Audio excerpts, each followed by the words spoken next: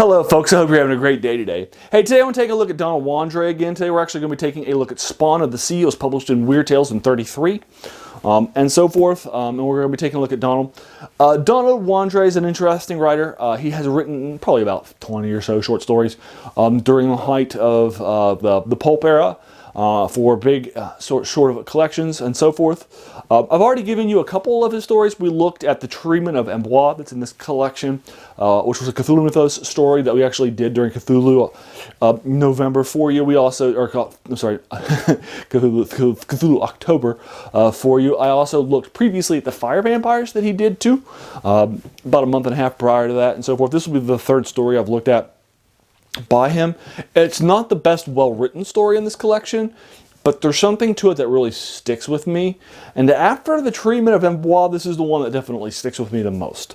And so forth. It's just incredibly evocative as a horror story, and a little bit of an adventure story too. So we'll take a look at Spawn of the Sea, and at the end I'll also give you a link to below. Now this was published in Weird Tales in 33, and so forth. Over the summertime, I was giving you some bonus stories on Tuesday when I was doing some bunch of Clark Ashton Smith, who wrote for Weird Tales. Then I started doing a couple of other people here and there. I continued to publish stories on Tuesday, and most of those were also Weird Tales publishers too. So others decided to go ahead and continue that theme, and just moving forward, I'm just going to have a Weird Tales story every Tuesday, and so forth for you, a short story or a novella or something like that. In fact, right after I get done with this one, I'm going to publish another 4 that were published in Weird Tales too, so I can get some of those off my queue, including some stuff by Conan's series by Robert E. Howard. There's just so many things that were published in that magazine that are ahead of its time and that are definitely worth reading. I also did C.L. Moore for you, and so forth. I did her Northwest story on a Tuesday. My most recent Tuesday, on one of the most recent Tuesdays. So basically what I'm going to do moving forward is I'm going to be doing some of that stuff today. So anyways, take a look at Donald Wandrei's Don't Dream. Now Donald Wandrei's Don't Dream, and specifically this story, Spawn of the Sea, what's going to end up happening, you're going to start in this store on the shore, and so forth with your point of view character. Then what you're going to end up doing is very soon thereafter you're going to wind up on this ship. That's in the ocean in the Spawn of the Sea story. Then what's going to end up happening is that during the course of the story, some weird things are going to happen on this ship that's at sea, and so forth. So after you introduce your characters, you get like a couple of pages of sort of background information and so forth. Then some bad stuff is going to happen. And once the bad stuff happens here in this story, then what's going to end up happening is that you're going to have an increasing amount of stuff that's going to go wrong, people going missing, a bad thing that's happening on the ship, and so forth, and then eventually it's going to take over the ship, and so forth. And I'm going to leave it to you there because it's a horror story. You're probably going to know what's happening with it and so forth. It's about 12 pages in this collection by him. It doesn't take that long to read. I've read it 3 times now. And again, it's not his best well-written story. There are some other in here that I think are better crafted, and so forth. But I do think it just has some good stuff to it. I think the setting, in particular, is incredibly evocative.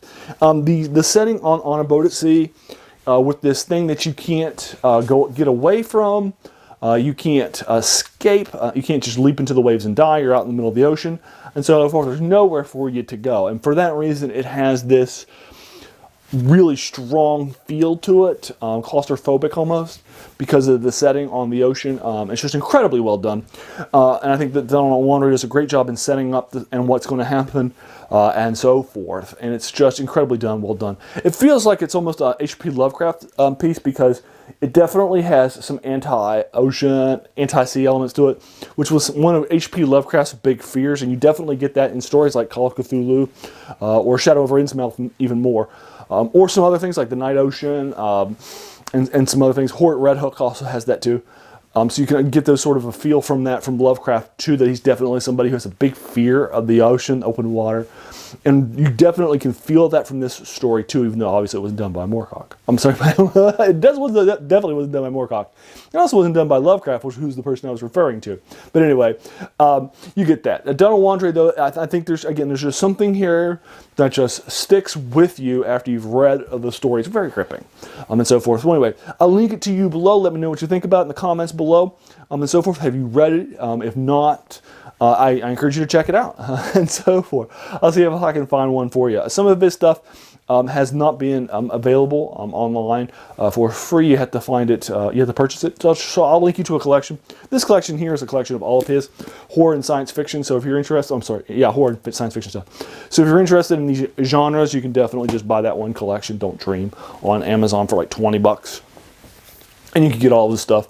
And he's somebody who's very important as a writer. And later on, he'll help August Derleth found Arkham House Publishing, which will keep a lot of the people that are around in the pulp era, particularly H.P. Lovecraft, alive. And without those two people, we probably would not be reading H.P. Lovecraft stuff today. So he's incredibly important as a person and also as a writer, too. And so anyway, that's Donald Wandrei for you.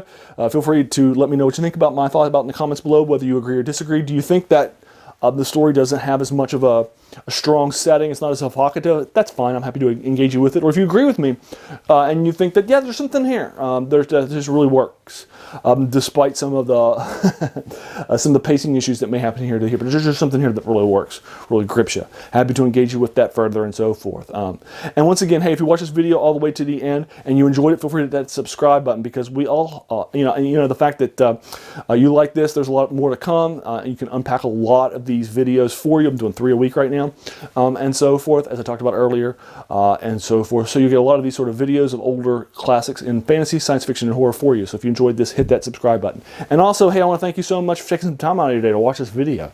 We all have busy days, busy lives and stuff. So the fact that you spent this time with me is something very humbling, and I will always appreciate that. So thanks for your time. Have a good one.